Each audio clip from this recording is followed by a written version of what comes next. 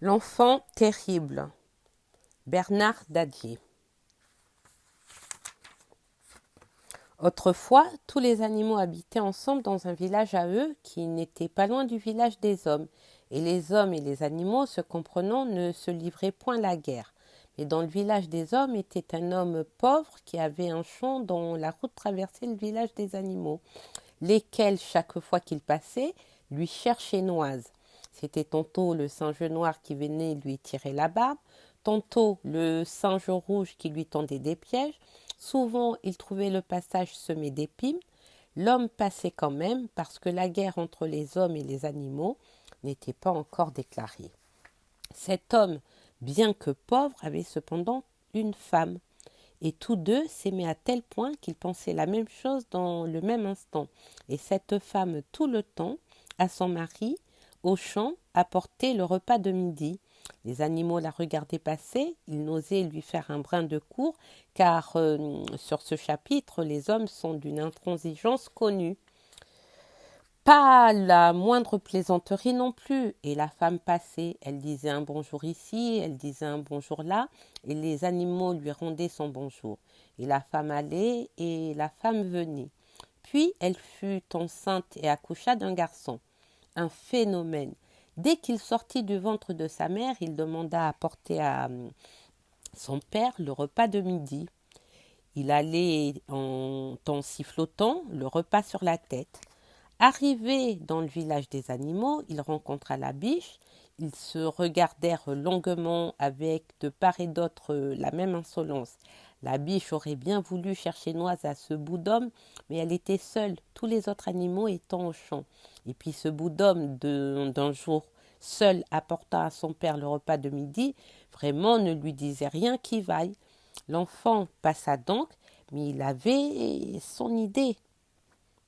Au retour, arrivé dans le village des animaux, il retrouva la biche qui préparait le repas. Petite biche, veux-tu me faire cuire l'igname que voici? Te faire cuire un igname, va donner cela à ta mère. Petite biche impolie, veux-tu me faire cuire l'igname que voici? Tu peux le manger cru, je n'ai pas de temps à perdre. Si tu tiens à t'amuser, va le faire avec les enfants de ton âge, répliqua la biche qui se mit à souffler sur son foyer. L'enfant, de colère d'un coup de pied, renversa la marmite, éteignit le feu, battit la biche, la ligota et continua son chemin. Le soir venu, les autres animaux rentrant trouvèrent la biche gémissant dans ses liens, et de repas, point, et de feu non plus. Que s'est-il passé demandèrent tous les animaux à la fois. Et la biche, déliée, tremblant en ton corps, croyant partout voir le petit bout d'homme, conta la scène qui s'était passée entre elle et l'enfant d'un jour. Un enfant d'un jour s'écrièrent tous les animaux à la fois, et lui te mettre dans l'état où l'on t'a trouvé? Biche, tu n'as vraiment pas de force. Depuis quand donc un homme à la lutte a-t-il battu un animal pour qu'un enfant d'un jour puisse te mettre dans l'état où l'on t'a trouvé? Biche, tu nous fais honte. Vraiment honte. Le lendemain matin, la panthère resta au village. Elle voulait voir le phénomène. En longue foulée souple, elle allait d'un bout à l'autre du village, les griffes bien aiguisées et tout au dehors. L'enfant ne tarda pas à venir. Dès qu'elle le vit, la panthère de sa queue se frappa les flancs et cela produisit un bruit tel que tous les oiseaux, ensemble, se levèrent d'un seul coup de tous les arbres. Ce coup de queue déplaça tant d'air que tous les fruits sur des lieues de distance tombèrent. Mais l'enfant de 2 jours, en sifflotant, son repas sur la tête sans s'émouvoir, continuait sa route. La panthère montra les crocs, ses yeux jetèrent des flammes. L'enfant sifflotait, riait, passait. La panthère le regarda disparaître dans la brousse. Elle était assise, préparant le repas, lorsque ce phénomène de 2 jours, revenu sur ses pas, lui dit « Petite panthère, veux-tu me faire cuire l'igname que voici ?» Te faire cuire une igname, moi? Sais-tu qui je suis? Mais tu n'es que la petite panthère. Tu es si petit toi-même que tu n'as pas encore entendu parler de moi. Que veux-tu? 2 jours à 2 jours, que c'est-on du monde? J'en sais plus que toi, petite panthère. Veux-tu, oui ou non, me faire cuire mon igname? Je ne veux pas, répondit la panthère qui se frappait les flancs de sa queue belliqueuse en montrant toutes ses griffes qui étaient effilées. La marmite sur le feu bavardait, elle soufflait en soulevant le couvercle de ce côté-ci et par là, elle bavait et sa bave tombée dans le feu faisait chou, chou, telle que la graisse et cela donnait des idées, des visions à la panthère qui bouillonnait de colère. Cet enfant de 2 jours, ça doit être de la bonne graisse, de la viande bien tendre et voyez comme il est dodu, boudineux. L'enfant, s'approchant du feu sous la cendre, mit son igname. La panthère, retirant le tubercule, le jeta au loin. L'autre mit une deuxième igname sous la cendre. La panthère, voulant la retirer, il lui donna un coup de pied. La panthère bondit sous l'outrage. Un coup de pied. À elle, la panthère, mais c'est la guerre entre les hommes et les animaux. Elle vient, la voilà qui fond sur le bébé de 2 jours, mais clouc! L'enfant, la coiffant de la marmite qui bavardait sur le feu, s'en retourna chez lui en sifflotant. Les animaux, rentrant le soir, trouvèrent la panthère ébouillantée avec des plaies ici, des plaies là, des plaies dont elle garde encore les cicatrices sur son pelage. Et elle geignait sous la coiffure de marmite.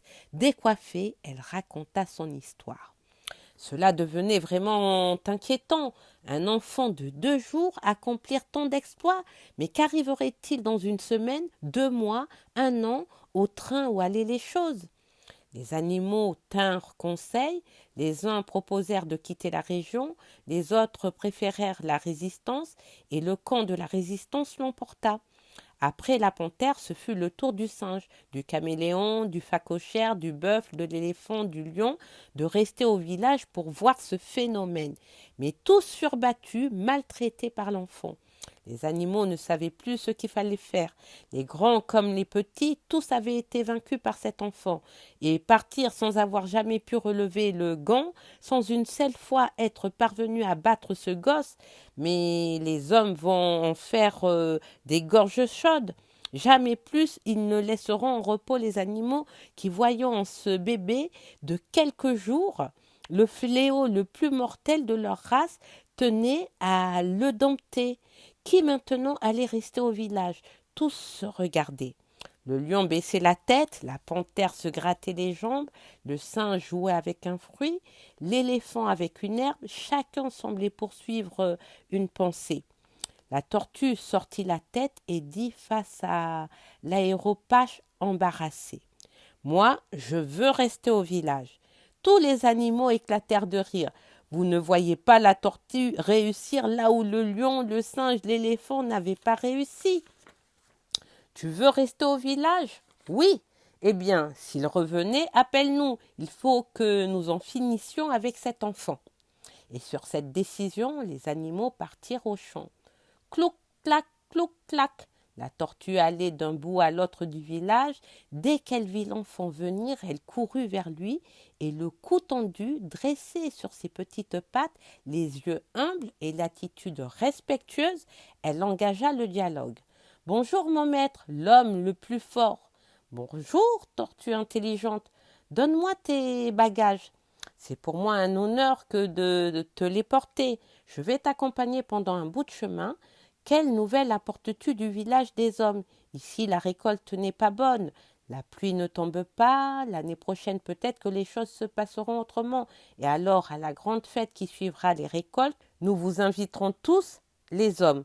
Oh, comme l'on dansera, c'est moi qui jouerai le grand tam-tam. Ce jour-là, nous voici au bout du village. Je voudrais bien aller un peu plus loin, mais il y a les repères, les frontières. Et la tortue, après avoir remis le plat à l'enfant, alla se cacher près d'une case. Dès que le phénomène réapparut, vite, très vite, elle l'aborda. « Ton igname, donne-la. La cendre est chaude, je t'attendais là pour prendre cette belle igname. » Elle prit le tubercule, le fit cuire, bien pelé, fendu en 2. L'igname fut mise dans une écuelle propre, contenant des oignons, du piment écrasé, du sel, de l'huile de palme et un peu de poisson sec grillé au feu. L'enfant mangea et but, puis s'en alla en remerciant la tortue intelligente. L'enfant partit, la tortue, armée d'une daba, laboura le village. Le soir, les animaux revenant virent partout des trous. Que s'est-il passé, tortue? Ce que vous voyez, à peine aviez-vous tourné le dos que ce phénomène de gosse se montra plus arrogant que jamais. Il me saisit par le cou et moi je le pris par le tronc. Nous avons lutté. Il me jeta ici, je le jetai là, il me renversa, je le renversai à mon tour. Le soleil était là, à cette hauteur, sur notre tête. Nous nous battions encore. Tu as pu tenir tête à cet enfant? Le soleil était parti, caché derrière les arbres, nous luttions encore. Regardez tous ces trous, ce sont nos traces. Ah, mes amis, c'est vraiment un phénomène que ce bout d'homme, il a promis de revenir. De revenir? Hélas, mes amis, il veut remporter une victoire que je lui refuse. Le lion, la panthère, l'éléphant, le bœuf, tous les puissants de la jungle, avec inquiétude, regardaient la tortue compter les espoirs en pensant à leur couronne. Si toutes les tortues se coalisaient contre nous, ce serait la fin de notre domination. Et il bâillait comme pour dire à la tortue qu'elle pouvait cesser son récit. Mais la tortue continuait. J'ai voulu venger notre roi le lion, notre maître la panthère. Assez, tonna le lion que ce rappel avait blessé. Oui, il a promis de revenir. La tortue parlait encore lorsque l'enfant réapparut. Les animaux s'égayèrent, le singe s'en allait de branche en branche, le lion rampait, le bœuf se coulait entre les arbustes, l'éléphant se faufilait entre les arbres, la trempe baissait sous le ventre, la panthère se glissait entre les lianes sans même les frôler. Tous s'en allaient sans même regarder derrière eux, sans nullement s'inquiéter du sort de leurs multiples sujets. Ils couraient, et lorsqu'ils osèrent enfin s'arrêter, chacun se trouva seul. C'est à partir de ce jour que les animaux ne vivent plus ensemble dans un village et qu'entre eux et les hommes est née l'inimitié. Mais les animaux sont encore hantés par le souvenir de ce terrible fléau qui fut pour eux l'enfant de l'homme pauvre. Et depuis, lorsque moindre bruit, le capsule lance son alarme, capcum, la brousse aussitôt redevient silencieuse. Elle regarde, scrute, interroge.